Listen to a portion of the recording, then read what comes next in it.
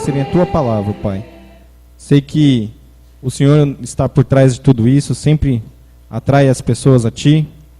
E eu te agradeço por aqueles que são usados nessa obra, Teus servos, que têm às vezes usado seu próprio conhecimento de educação física, de brincadeiras, pedagogia, no teu ministério, Deus, no serviço que o Senhor propôs para eles. Obrigado por esse casal que tem trabalhado lá, o Vinícius e a Rebeca, pela sua família, e por tantos equipantes que eu sei que participam, normalmente os seminaristas do próprio Instituto Bíblico Palavra da Vida. E eu te peço pelas conversões que foram aqui apresentadas, Pai, há mais de 300, mas a gente não sabe bem o que essas pessoas vão enfrentar. Depois, nós te pedimos que seja sincera essas conversões. Eu sei que muitos ali devem ter levantado com sinceridade, mas não te conhecem na profundidade. Eu te peço, Deus, pela sequência, pelo discipulado, por pessoas que estão, por servos teus, Deus, que estejam envolvidos, para que eles continuem nesse ministério e que essas almas sejam de fato colhidas para o Senhor e haja frutos a partir daí. Obrigado pelo tempo que passou em julho agora, e abençoa também para que o seminário agora retorne às suas atividades, dali saiam de fato os pastores e missionários que possam te servir, Deus, nesse mundo que cada vez mais tem sido difícil. Não falo do momento do nosso país, mas eu falo do momento como igreja, Deus, de tantos pastores que têm abandonado e envergonhado o teu nome, que da Palavra da Vida ali, que já é um seminário bem sério, possam sair aqueles que vão conduzir o teu rebanho de verdade, Deus, e que o Senhor os mantenha firme. É o que eu te peço em nome de Jesus. Amém.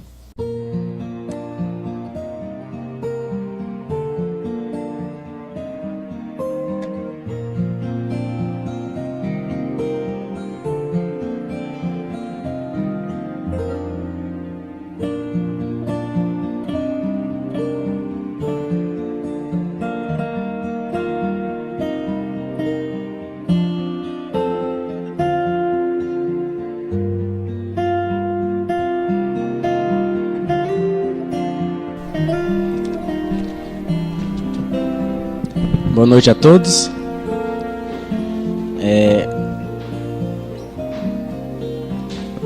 Deixa eu me ajeitar aqui. Bom, pedi que os irmãos abram suas Bíblias em Mateus capítulo 21. Mateus capítulo 21. Enquanto Dorian chamou as crianças aqui para orar, eu pensei, quando eu tiver a minha salinha novamente, chamar meus adolescentes para aqui em cima orar também. Mateus capítulo 21. A gente vai ler do versículo 18 até o 19. Mateus capítulo 21, versículo 18 e versículo 19. Obrigado, Roberto. Todos acharam?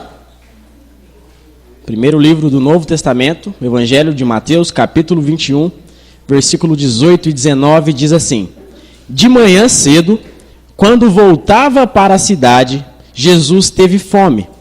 Vendo uma figueira à beira do caminho, aproximou-se dela, mas nada encontrou, a não ser folhas.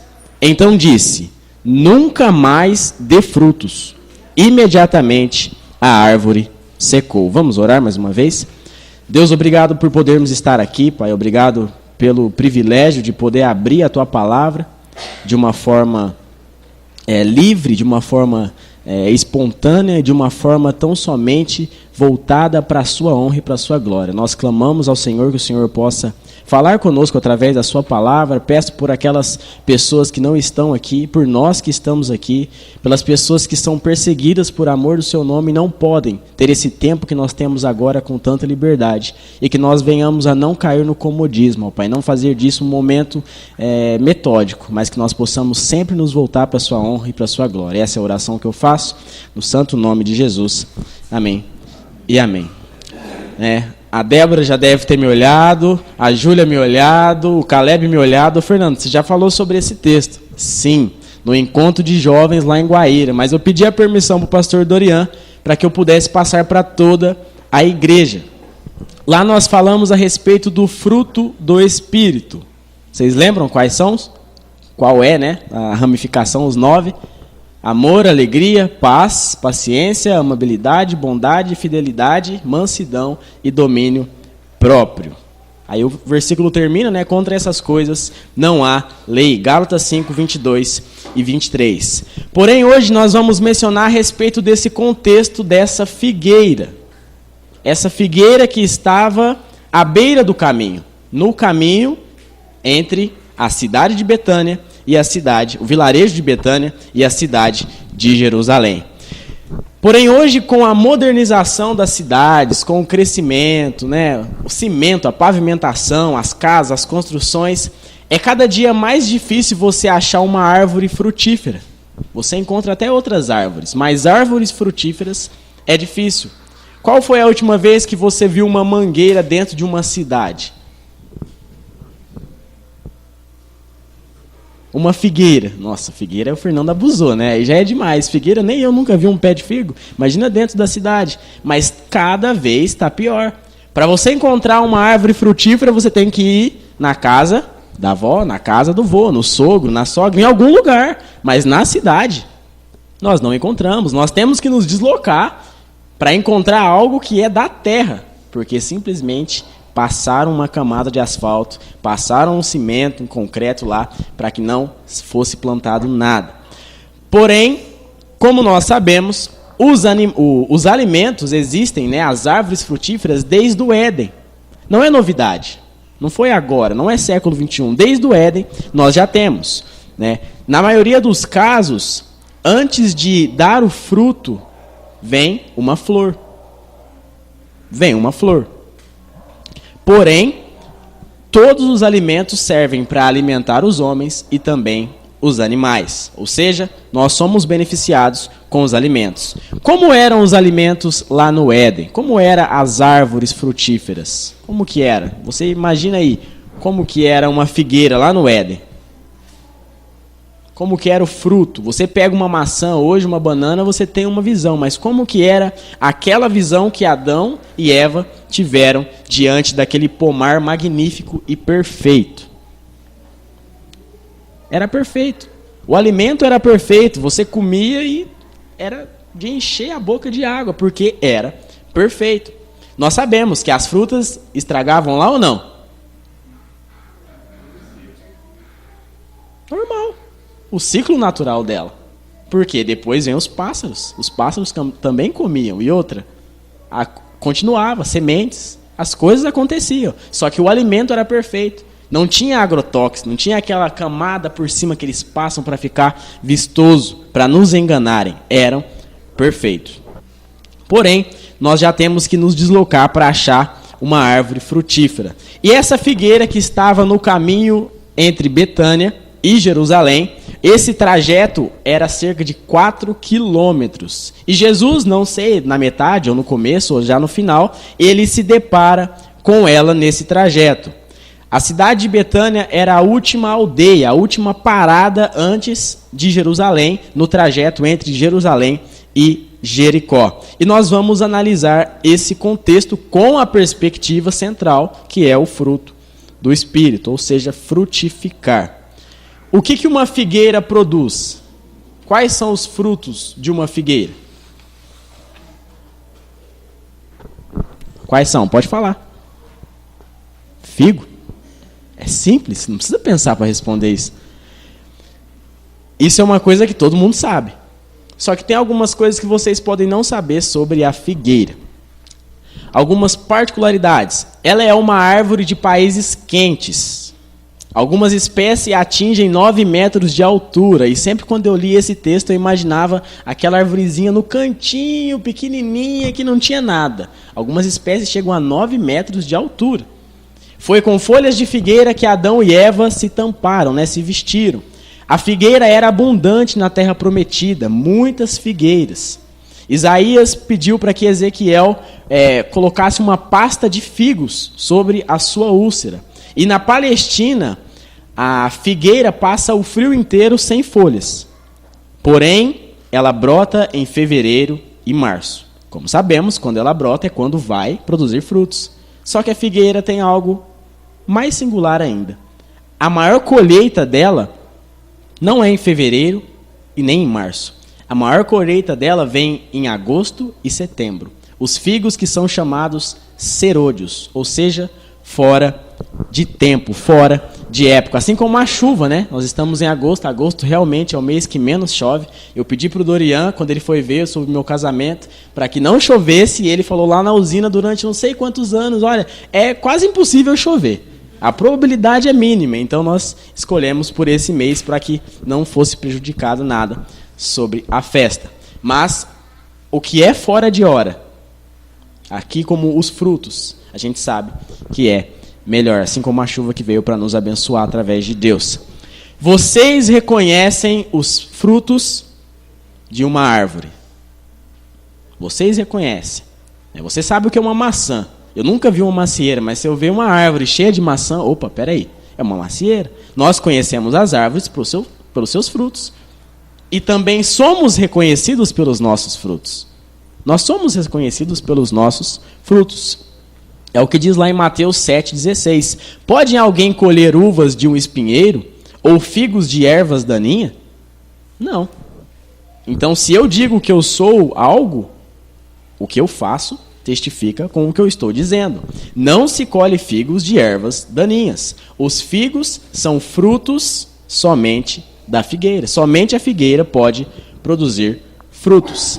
Existem muitas espécies de árvores frutíferas, né? Tem figo, tem o abacate, tem a manga, tem a goiaba, tem melancia. Nossa, tem muitas coisas que produzem frutos. Muitos que nós temos. E cada árvore, ela tem a sua particularidade. Ela é única. Nós não vamos colher uma maçã de uma figueira. Não vamos colher. Cada um tem a sua particularidade. Se você pudesse escolher qual árvore frutífera você seria, e aí? Eu sei que é simbólico, né? Para distrair um pouco, para vocês não dormirem com a minha voz embargada pelo resfriado. E aí? Qual árvore frutífera vocês seriam? Vocês não gostam de nenhuma fruta ao ponto de achar que vocês, sei lá, considerar? Eu vou ter que colocar na reta a pessoa que falou lá no encontro de jovens mesmo. Ela está morrendo de vergonha. Eu e o André somos uma melancia, com certeza. Isso, Débora, melancia não é árvore. Árvore frutífera, vamos lá. Mangueira.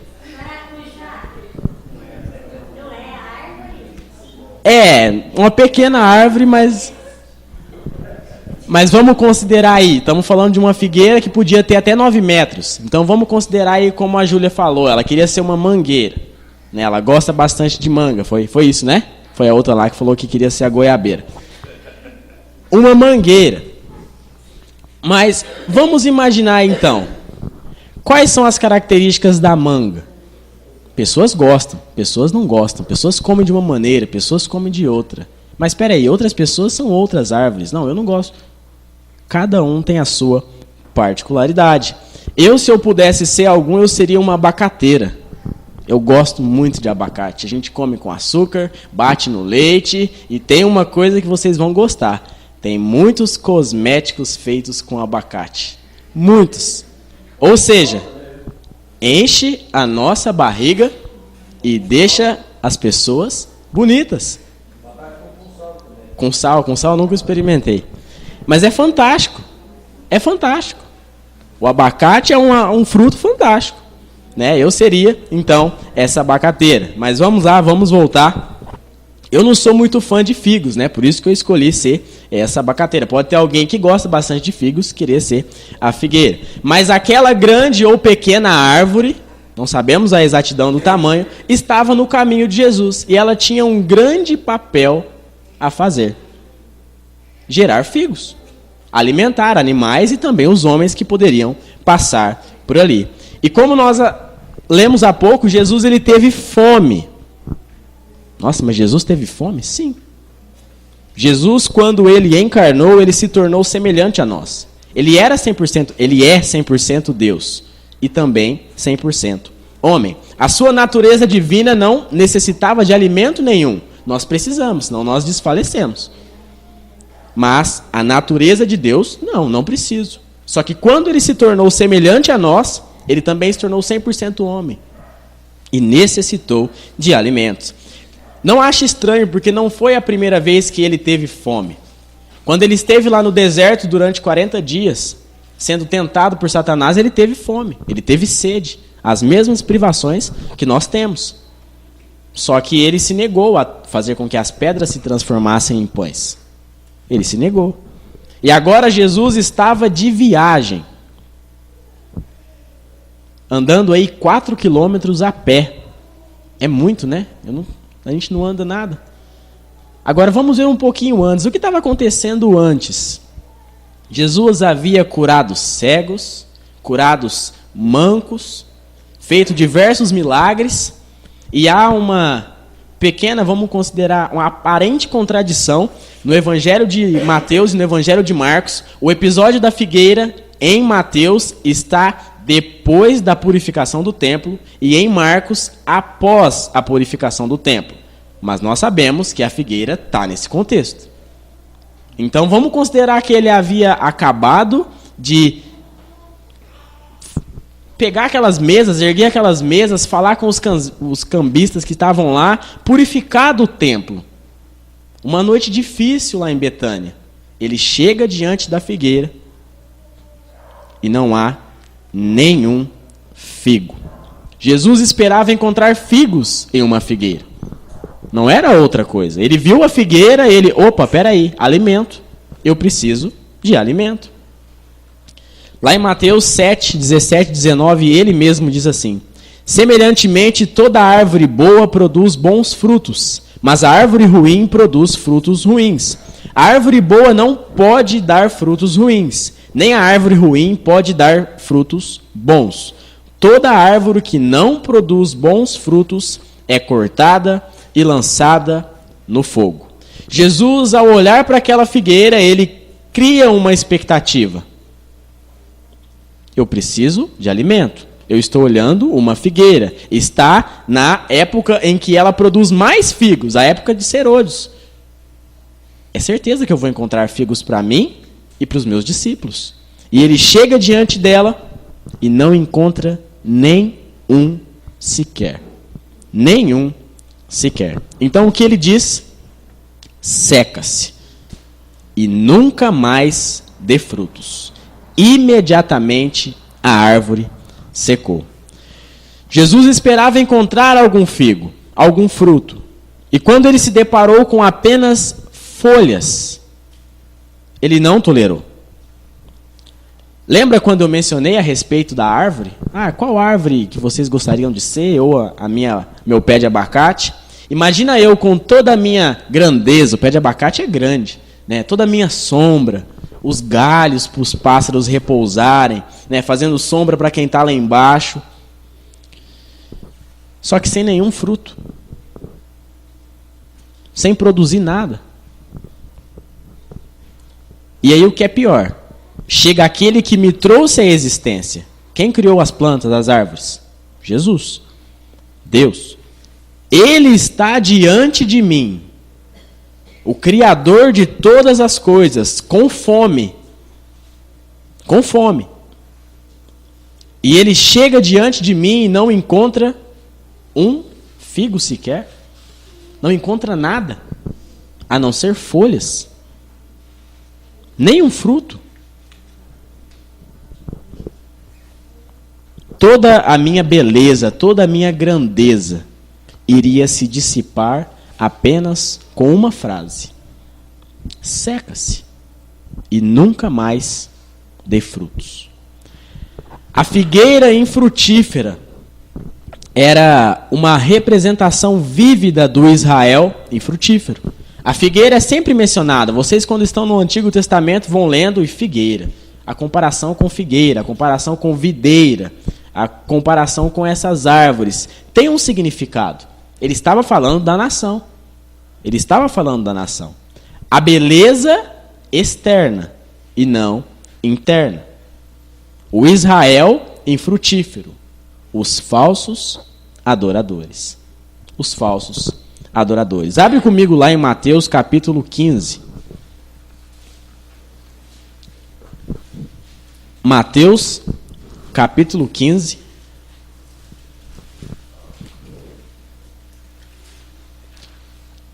Versículo 7 até o versículo 9.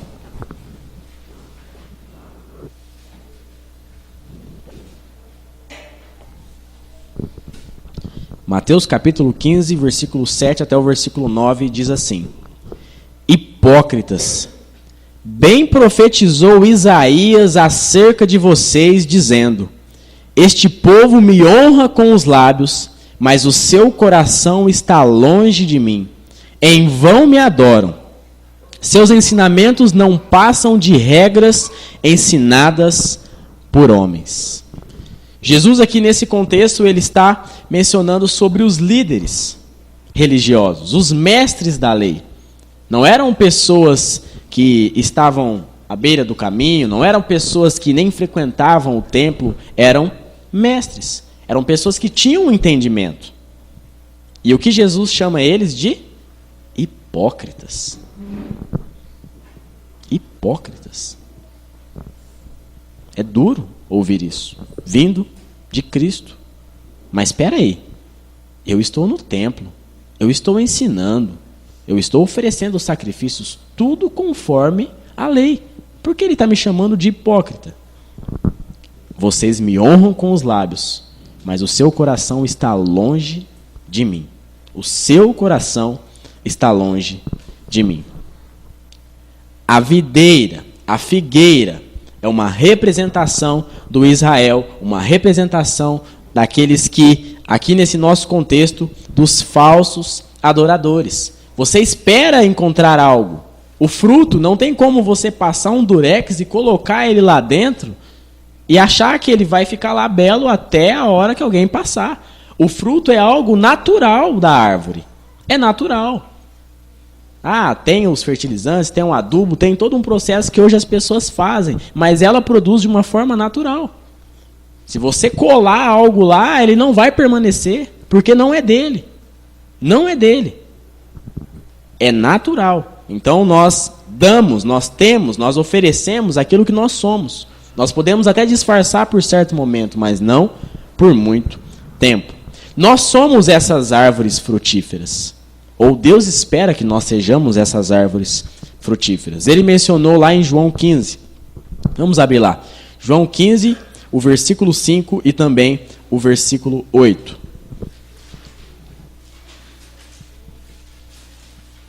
Evangelho de João, capítulo 15, o versículo 5 e o versículo 8.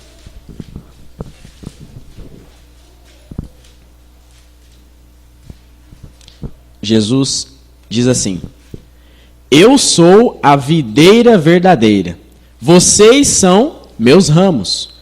Se alguém permanecer em mim e eu nele, esse dará muito fruto, pois sem mim vocês não podem fazer coisa alguma. E o versículo 8: Meu Pai é glorificado pelo fato de vocês darem muito fruto, e assim serão meus discípulos. Nós devemos primeiramente, para produzir um fruto, estar ligado à videira. A videira é Jesus Cristo. E o Deus, o Pai, é glorificado quando nós damos muito fruto. Deus, ele fez tudo perfeito. Deus, ele fez tudo perfeito. Volta para o Éden agora, quando ele criou o homem, quando ele criou tudo, ele fez tudo perfeito e com um propósito. Com um propósito. Todas as coisas devem render adoração, devem render louvores a Ele. É dele, por Ele e para Ele. Só que algo não saiu do controle dele. Algo não deu errado. Algo tinha que acontecer. O homem pecou. E aí? Vixe, Deus foi lá, apagou, não, volta. Vamos criar tudo de novo porque algo deu errado. Não. Estava tudo sob controle. Porém, as coisas começaram a acontecer a partir dali. Espinhos e abrolhos começaram a crescer da terra. Logo já veio o primeiro homicídio. Logo já veio as divisões. E nós vimos quantas coisas acontecendo. E Deus deixou tudo à reveria? Não. Ele é santo, ele é justo. Ele teve que castigar. Ele teve que impor a sua justiça. Deus, ele espera que todas as pessoas possam dar frutos. Possam render adoração a ele. Só que nem todas as pessoas são assim. Por quê? Já nascemos errado. Nascemos pecadores. Nascemos na família errada. Herdamos o pecado de Adão. Só que Deus, ele nos dá esperança. Deus, ele não nos deixou só. O sacrifício de Jesus comprou pessoas, assim como nós começamos a cantar aqui nessa noite, de todas as tribos, povos, línguas, raças, nações, etnias. Você coloca o termo que você quiser colocar. O sacrifício de Jesus fez com que isso fosse possível. Ninguém sozinho conseguiria chegar a Deus. Somente através de Cristo, somente através do Evangelho. Não há um atalho. Não há uma segunda via. É somente através de Cristo. Somente através dele que nós possamos dar o fruto do Espírito. E por que é o fruto e não os frutos, né, do Espírito? Muitos teólogos debatem isso, mas eu acho interessante uma posição de um certo pastor. Ele menciona que o fruto do Espírito é amor. E através do amor as outras coisas vão acontecendo. O que é a mansidão? O amor próprio, você se dominando. A fidelidade, o amor para com Deus. É o amor. As coisas vão acontecendo. A paz, o amor para com o próximo. Ele coloca aqui ponto por ponto, através dessas características, as ramificações. Mas somente através de Cristo nós produzimos o fruto do Espírito. Porque somente através de Cristo nós temos o Espírito. Alguém que não tem a Cristo não tem o Espírito. É somente através dele, não há atalhos. E essas características, essas singularidades aqui que nós vemos, amor, alegria, paz, paciência, amabilidade, bondade, fidelidade, mansidão e domínio próprio, são características que somente um crente que tem uma vida de comunhão com Deus possui. Talvez nesse momento você esteja alegre, mas talvez não esteja em paz. Talvez você esteja até com paciência, mas talvez você não esteja amando. Talvez você esteja até sendo bonzinho, mas não bonzinho para com Deus, a fidelidade. Nós temos que sempre tentar fazer a vontade de Deus para quê? Para que o resultado redunde para a glória de Deus. O fruto é dele. Nós somos aqui agentes, ele habita em nós, faz com que o nosso testemunho chame outras pessoas a se voltarem para ele. É tudo para a honra e para a glória dele. É somente isso que nós temos. Um dos mestres da lei chegou diante de Jesus e perguntou para ele: mestre, qual é o maior mandamento? Jesus respondeu: ame o Senhor seu Deus de todo o teu coração, toda a tua alma, de todo o seu entendimento, de todas as tuas forças. E o segundo é: ame o seu próximo como a si mesmo. Não há maior mandamento do que estes. O maior mandamento é o quê? Amar. Amar. E amar não é um sentimento, hoje eu escolhi amar. Hoje eu senti que eu devo amar. Amar, ele é uma decisão. É uma decisão. Você ama as pessoas que estão ao seu lado? Isso é fácil. Ame aqueles que vos perseguem. Aqueles que vão te injuriar. Se coloca na pele de Jonas. Ama aquela nação que vai fazer mal à sua nação no futuro. Ama eles. Amar quem te ama? Até os incrédulos fazem isso. Ame aqueles que vos perseguem. Quando nós entendemos o verdadeiro amor de Deus para conosco, nós aprendemos a amar. Porque Deus, ele nos ama. E muitas vezes nós erramos. Muitas vezes nós erramos. O amor dele muda? Mas nós erramos. o amor dele não muda. Mas se o Dorian errar comigo, o meu amor por ele pode, acabar assim, rapidamente. Eu entendi o que é amar. Eu sei o que é o amor de Deus. O verdadeiro amor, né? Como lá em 1 João, o verdadeiro amor vem de Deus. Aquele que ama é nascido de Deus, conhece a Deus. Como você pode dizer que ama a Deus, que não vê, e odiar o seu irmão, que você não vê? É Deus. É Deus. Deus, ele nos criou para que nós possamos glorificar ao nome dele. Lá em 2 Timóteo 3, 16 e 17 diz que toda a Escritura é inspirada por Deus e apta para ensinar, para corrigir, para redarguir e instruir na justiça, para que o homem de Deus seja perfeito e plenamente habilitado para toda boa obra.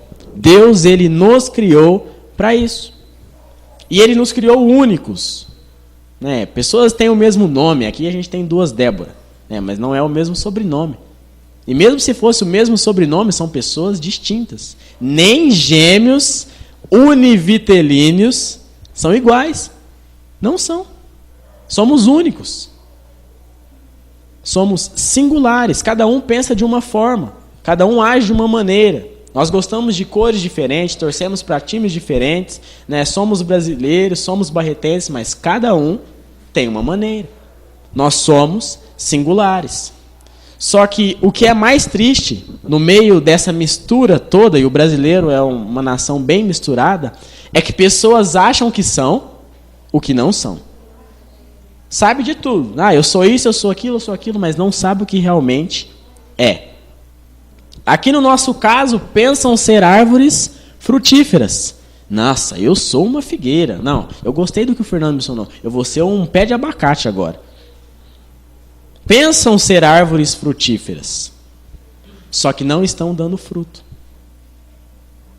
Pensam ser árvores frutíferas, mas nem sequer deu um fruto.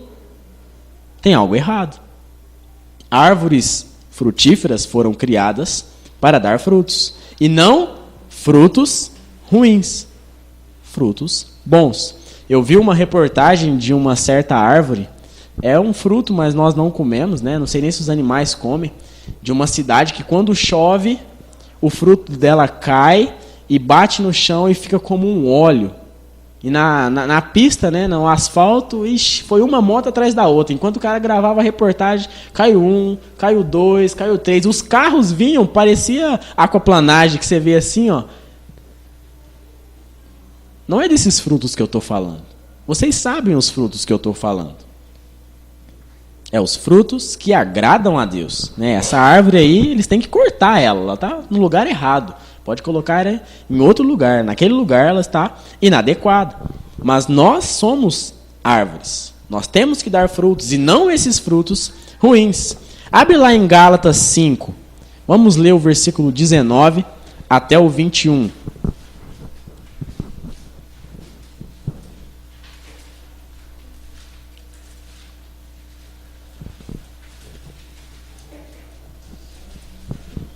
Meu desejo nessa noite é que nenhum desses, não é mencionado o termo frutos, né? Mas nenhuma dessas obras seja encontrada na vida de nenhum de nós nessa noite.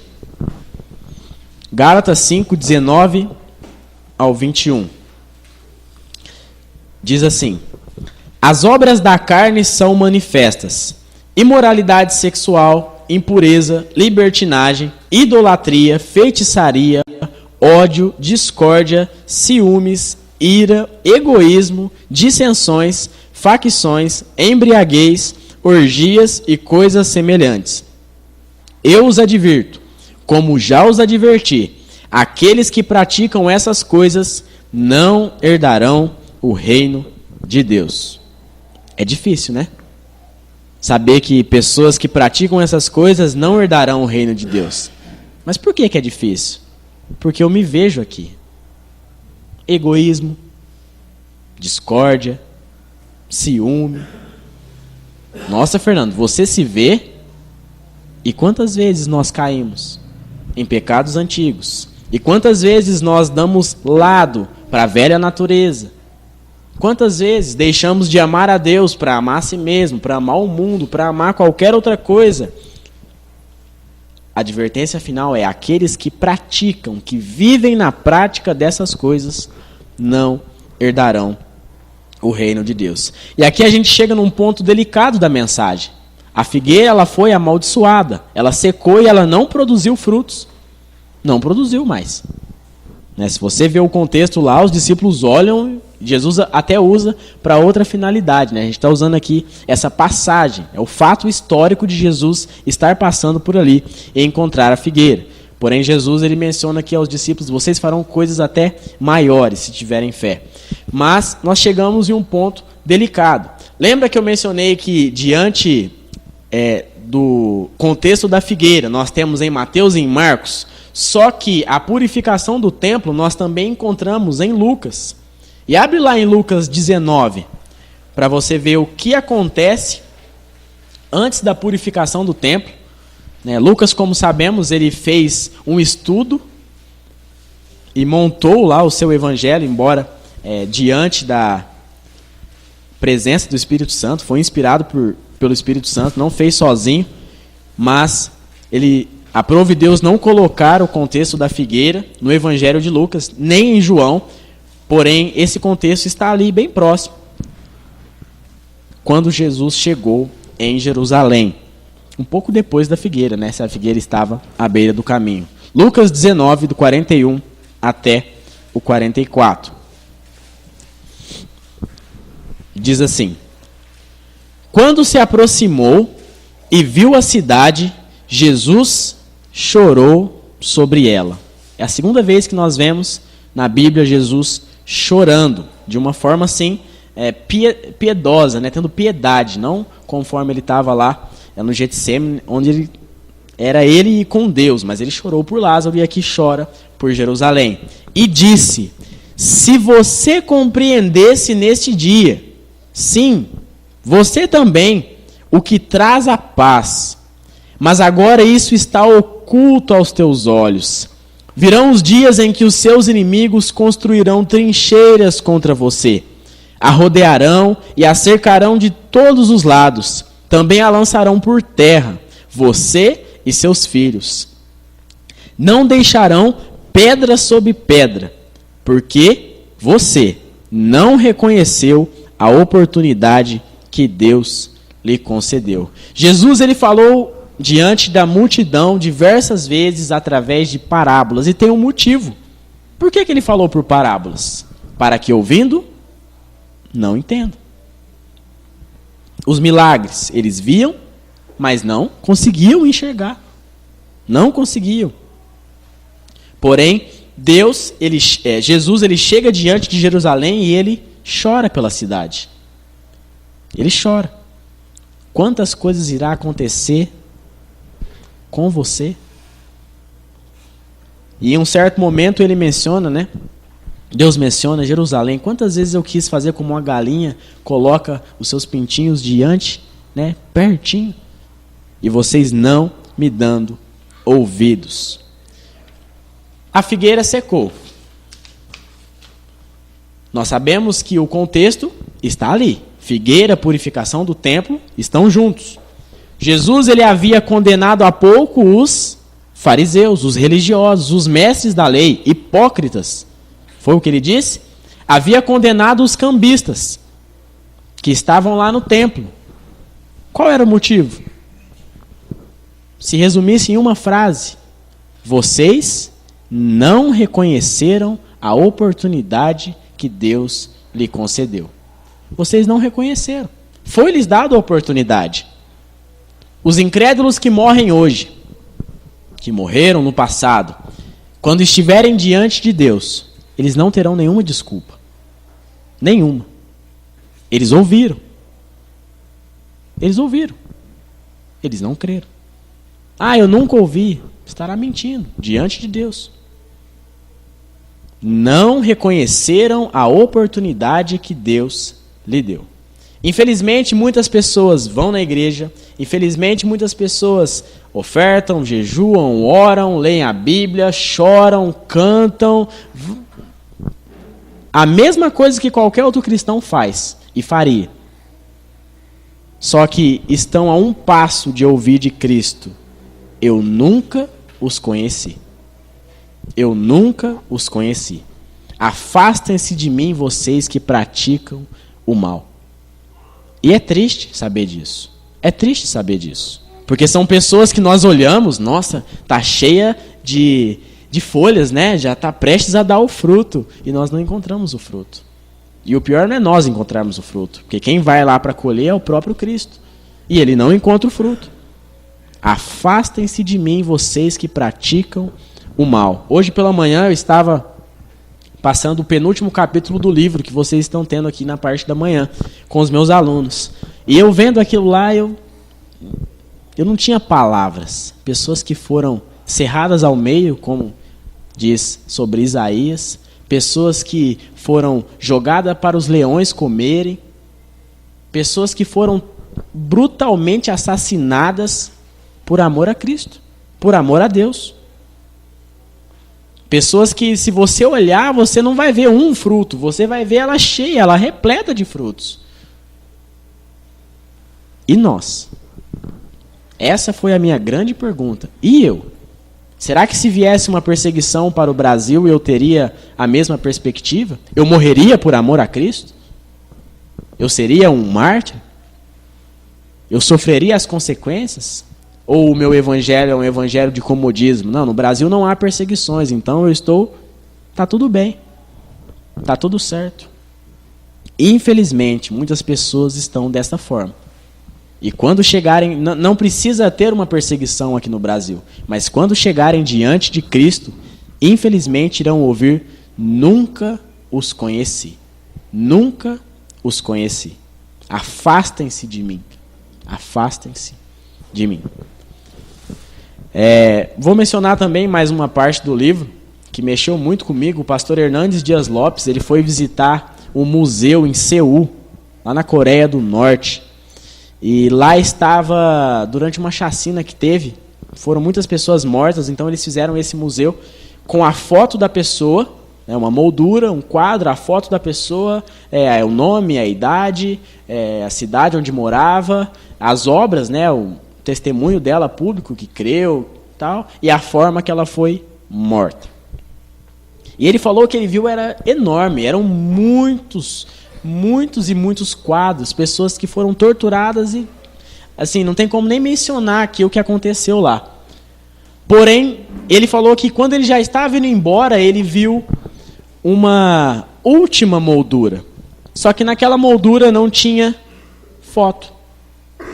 A única coisa que tinha naquela moldura era um escrito. E ele observou novamente, ele viu que, além do escrito, tinha um reflexo. Era um espelho. Ele estava vendo ele mesmo. Então o pastor Hernandes Dias Lopes menciona, estava escrito lá no espelho: você pode ser o próximo mártir. Você está pronto para morrer por Cristo? Nós podemos ser o próximo. Nós estamos prontos? Se ele vier até nós, ele achará fruto? Para nós já terminarmos, é época de dar frutos. É época. É hoje. Todas as árvores frutíferas, ela tem uma data certa, o mês certo. É uma vez no ano, de 6 em 6 meses, eu não sei como é que funciona aí a produção de fruto das árvores, mas ela tem uma época certa para produzir os frutos. Como eu mencionei, as figueiras lá da Palestina davam muito mais frutos fora de época. Se você for procurar num pé de abacate, talvez você vai achar um hoje. Difícil, porque está fora de época. Porém, a figueira, ela tem essa singularidade. Ela dá o fruto fora de época. E nós devemos dar o fruto fora de época. No tempo que não é oportuno, na época inadequada.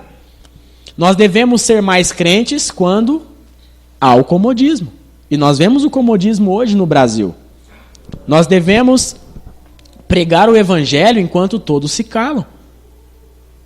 Nós devemos louvar a Deus enquanto as pessoas estão sentadas em frente à TV, em qualquer circunstância, em momentos difíceis. Adore a Ele. Renda adoração, renda louvores a Ele. Ele é digno, Ele merece. Nós devemos orar enquanto pessoas saem para a farra.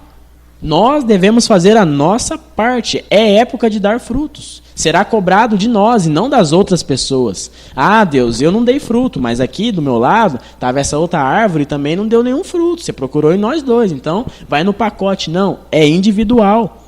É individual. E o tempo é hoje. Por quê? O amanhã nós podemos voltar? Nós podemos ir? Eu ia falar do ontem. O ontem nós não podemos voltar atrás. E o amanhã nós não sabemos se nós chegaremos. A época é hoje. O tempo é hoje. O amanhã pode ser tarde. E o ontem já passou. Um último alerta, porque há uma divergência, há uma quantidade, há pessoas distintas, cada um é singular. Neste momento tem pessoas que estão produzindo muitos frutos. E estão contentes. Nossa, eu estou produzindo frutos, para a honra e glória de Deus. Só que tem pessoas que já não estão produzindo muitos frutos. Estão indo devagarzinho. E tem pessoas que não estão dando fruto algum. Aos que estão dando fruto, persevere. Olhe para Cristo. Olhe para Cristo. Aos que estão algum tempo sem produzir algum fruto, volte-se para Cristo. Olhe para Cristo. Não foi Ele quem disse? Eu sou a videira. Somente nele, sem mim, nada podeis fazer. Então inclui aí o não produzir frutos. Volte-se para Cristo. E aos que porventura foram medidos, pesados e achado em falta, volte-se para Cristo.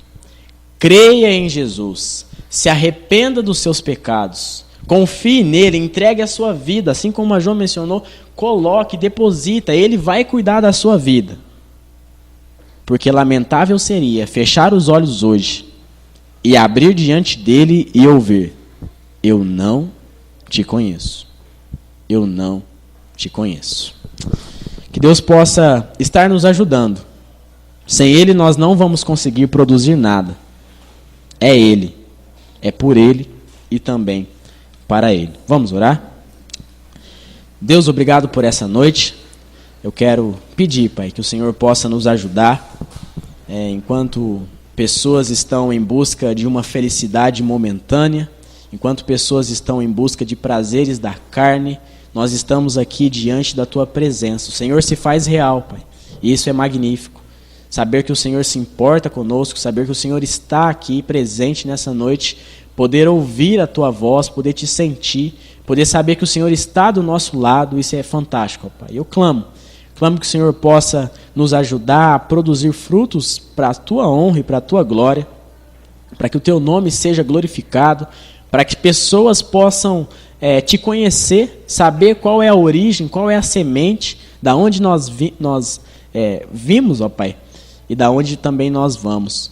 Que o Senhor possa nos ajudar, que o Senhor possa nos orientar, a fim de que não pare. Deus, hoje é a minha vez de produzir frutos, é a vez dos meus irmãos, amanhã será dos mais novos e futuramente dos mais novos. Que o Senhor possa continuar na nossa geração, que o Senhor possa trabalhar com a nossa geração, que não venha a ser uma geração que possa continuar nesse comodismo, nesse esfriamento, buscando cada vez mais e mais o que é seu e não o que dá vontade do Senhor.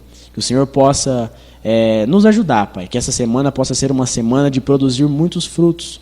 Nós sabemos que é para a Tua honra, então que nós possamos nos dedicar ao máximo para poder Te glorificar. Eu Te agradeço, peço que o Senhor nos despeça-nos em paz. Essa é a oração que eu faço no santo e precioso nome de Jesus. Amém e amém. Sim, nós estamos encerrados.